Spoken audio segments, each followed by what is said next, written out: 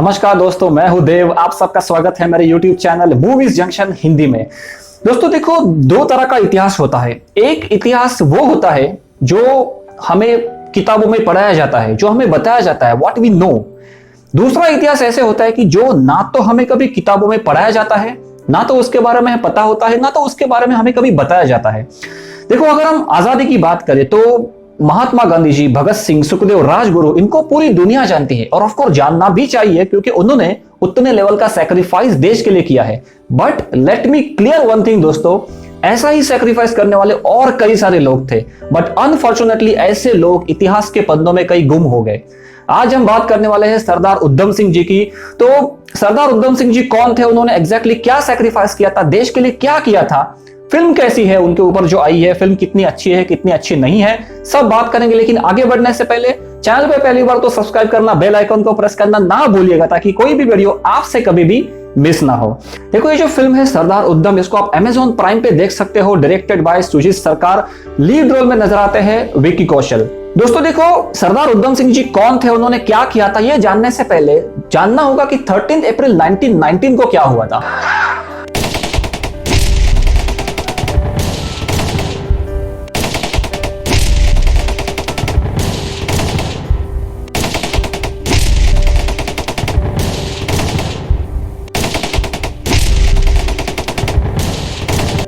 13 अप्रैल 1919 ये एक ऐसा काला दिन था हिंदुस्तान के इतिहास में जिसको कभी भी भुला नहीं जा सकता। देखो, उस वक्त के जो ब्रिटिश रूलर थे उन्होंने एक एक्ट पास किया था जिसका नाम था रॉलेट एक्ट, जिसको ब्लैक एक्ट के नाम से भी जाना जाता था।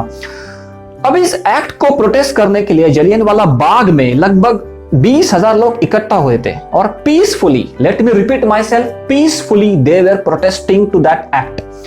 ऑल ऑफ सडन वहां पे जनरल रेजिनाल्ड डायर और उनकी पूरी टीम ये अराइव होते हैं with the guns and with the bullets. किसी भी बात की वार्निंग दिए बगैर जनरल डायर आदेश देते हैं कि सबको शूट किया जाए। फिर सामने जो भी हो, बच्चा हो, औरत हो, बूढ़ा हो, सबको शूट किया जाता है। 20,000 में से लगभग 3,000 से भी ज्यादा लोग मरे थे और हजारों की संख्या में लोग जख्मी हुए थे। So that was really very bad incident in the history of India. और this was the reason why Sardar Udham Singh ji was rise like a क्रांतिकारी। और उन्होंने जो उसके बाद किया था, जो हमें फिल्म में दिखाई देता है। और दोस्तों, यही वो रीजन था कि सरदार उधम सिंह जी ने लंदन में जाके इस पूरे घटनाक्रम को, जो रिस्पॉन्सिबल था माइकल और डायर, उसको लंदन में जाके उसी के जमीन के ऊपर मारा था। दोस्तों देखो, फिल्म कैसी है, फिल्म अच्छी है नहीं है, ये सब आगे की बात है। But very first I would like to give a big thank to the director Shoojit Sircar, जिन्होंने इतना अच्छा कंटेंट, जिन्होंने इतना अच्छा टॉपिक हमारे सामने रखा। देखो, जैसे मैंने कहा दोस्तों, कई सारे ऐसे लोग हैं जो इतिहास के पन्नों में कई गुम हो जाते हैं, बावजूद कि उन्होंने अपनी जान, अपनी फैमिली, सब कुछ देश के लिए कुर्बान कर दिया। But thanks to such biopic films, जिसकी वजह से ऐसे लोगों की जो एक शौर्य है, ऐसे लोगों का जो एक सैक्रिफाइस है, वो हमारे सामने आता है। दोस्तों देखो, जब आप ये फिल्म देखते हो ना, तो उस वक्त आपको while watching the film, आपको सरदार उधम सिंह जी का एक जो माइंडसेट था, उनका जो प्लानिंग था, एग्जीक्यूशन था, जो एक रिवेंज उनके अंदर, वो एक रिवेंज लेने का उनकी जो फीलिंग थी, किस साल तक, किस तरह से उन्होंने अपने दिल में जगा के रखी, किस तरह से उनके रोम रोम में पैट्रियोटिज्म बसा था, ये सब कुछ उनकी जो क्वालिटीज थी, ये फिल्म देखने के बाद आपको पता चलेगी। देखो दोस्तों, जब हम सरदार उधम सिंह जी के माइंडसेट की बात करते हैं तो एक बात समझनी होगी कि उन्होंने माइकल डॉयर को उन्हीं के घर में जाके, मतलब माइकल डॉयर जो इस पूरे घटनाक्रम को रिस्पॉन्सिबल थे, जिन्होंने आदेश दिए थे सबको मारने के लिए, उन्हीं माइकल डॉयर को उन्होंने लंदन में जाके उन्हीं के जमीन के ऊपर मारा था। अब लंदन में उनको बहुत पहले भी मार सकते थे, but he wanted to kill him in front of everyone. अब यहाँ पे माइंडसेट ये है कि सरदार उधम सिंह जी पूरी दुनिया को बताना चाहते थे कि हिंदुस्तानियों के ऊपर, इंडियंस के ऊपर अगर आप अटैक करोगे, जुल्म करोगे, तो हम उसका बदला जरूर लेंगे। भले वक्त लगेगा, but the way you treat us, the way we will take the revenge. और दोस्तों, जब आप ये फिल्म देखोगे तो the second half of the film, when you watch the film, that is speechless moments. किस तरह से पूरे, देखो, जब आप फिल्म फर्स्ट हाफ कंप्लीट करते हो तो एक सवाल हमारे माइंड में आता है कि ये जो जलियांवाला बाग का जो पूरा सीन है, ये कब आएगा, ये कब दिखाने वाला है। And when that comes in front of you, just एक ही वर्ड करना चाहूंगा, स्पीचलेस।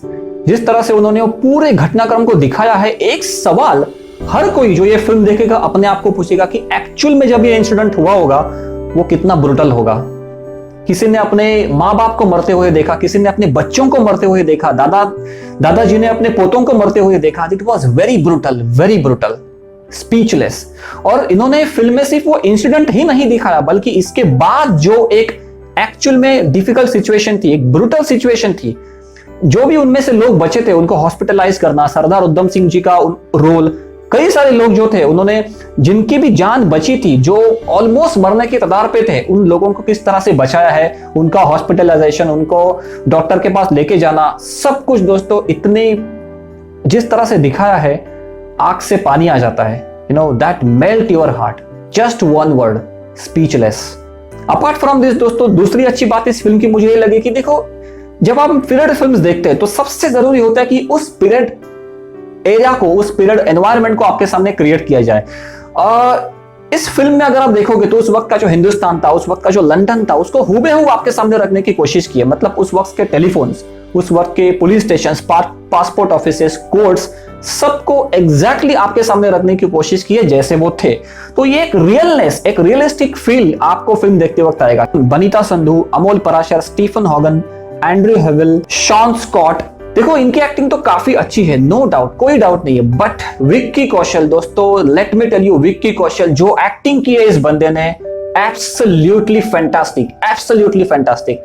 मतलब उनका कोर्ट ड्रामा वाला सीन सेकंड हाफ में, जब ये पूरा जलियांवाला बाग का वो जो हत्याकांड होता है, उसके बाद लोगों को मदद करने वाला उनका सीन, जब वो माइकल ओडोवर को मारते हैं, उस वक्त उनके expressions through out the film दोस्तों, जितनी भी एक्टिंग उन्होंने की है, absolutely fantastic. Specially second half of the film में, जैसे मैंने कहा कि जब वो हत्याकांड होता है, इसके बाद जब वो लोगों की मदद करते हैं, जिस तरह से दिखा है, जिस तरह से उनके एक्सप्रेशन से, बॉडी लैंग्वेज है, उनका मेकअप है, एक पल के लिए आपको लगेगा कि you are not watching the Vicky Kaushal, but you are watching the Sardar Udham Singh ji, younger Sardar Udham Singh ji. इतनी रियलिस्टिकली उन्होंने उस परफॉर्मेंस को जिया है। इसके अलावा फिल्म में ऐसे कई सारे सीन हैं जो आपको इमोशनल करेंगे, जो आपको रुलाने के लिए मजबूर करेंगे, that will melt your heart.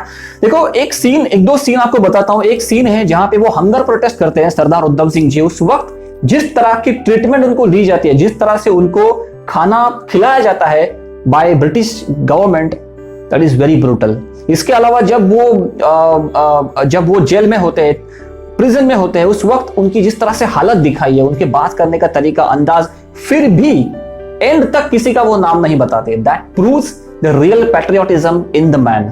Third and last thing what I like in the film is dialogues of the film are very heart touching, videography is very nice, and the qualities of Sardar Udham Singh ji what they have tries to shown in the film very nice। इसके बावजूद भी दोस्तों ऐसी दो तीन बातें हैं जो थोड़ी सी हमें लगती है कि ये फिल्म अगर नहीं होती या कम होती तो फिल्म और अच्छी हो सकती थी।